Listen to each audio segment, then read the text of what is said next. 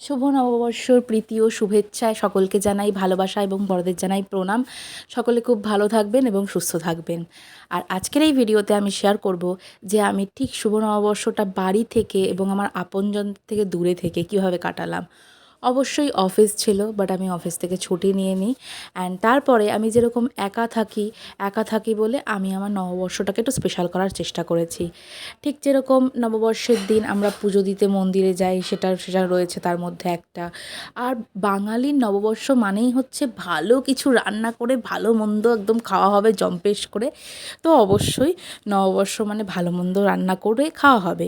তাই জন্য নিজের দিনটাকে সেলিব্রেট করার জন্য নিজেই রান্না করলাম এবং দিনটাকে খুব সুন্দর করে কাটালাম।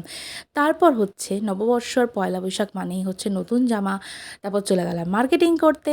তারপর মার্কেটিং করে বাড়িতে ফিরে এসে যাব একটা মুভি ডেটে। চলো নেক্সট ব্লগে আবার দেখা হবে। Thank you.